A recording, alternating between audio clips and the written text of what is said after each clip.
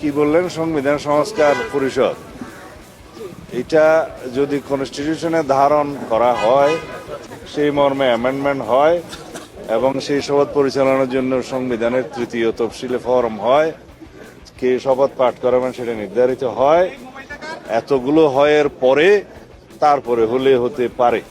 আপনারা শুনছিলেন জনাব মোদির নিয়োগপ্রাপ্ত বাংলাদেশের স্বরাষ্ট্রমন্ত্রী, যাকে দীর্ঘ সময় ট্রেনিং দিয়ে বাংলাদেশে প্ল্যান বির অংশ হিসাবে ছাড়া হয়েছে। আপনারাই এখন বলুন, ভোটের রাতে আপনারা কি দেখলেন? হঠাৎ মিডিয়া কু হয়ে গেল, হঠাৎ মিডিয়া সব ধরনের ফলাফল ঘোষণা বন্ধ করে দিল, তারপরেই নাম্বার চেঞ্জ করা হলো, বলা হলো যে কোনো মূল্যে 2/3 সংখ্যাগরিষ্ঠতা বিএনপিকে দিতে হবে এবং সেটি দেয়া হলো।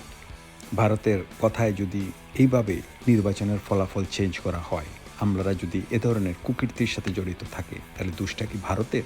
আমার মনে হয় এই দোষ বাংলাদেশের শিক্ষিত জনশক্তি। আরেকটা ব্যালটের মাধ্যমে গণভোটের সেই রায়টা নেওয়া যাবে যে এই সংস্কারের মধ্যে ঐক্যমত্য কমিশনের কাছে আমরা যারা প্রতিশ্রুতিবদ্ধ হয়েছে সকল রাজনৈতিক দল, সেই প্রতিশ্রুতির পক্ষে জনগণ আছে কিনা, সেই সনদের পক্ষে জনগণ আছে কিনা, হ্যাঁ অথবা না বলুন।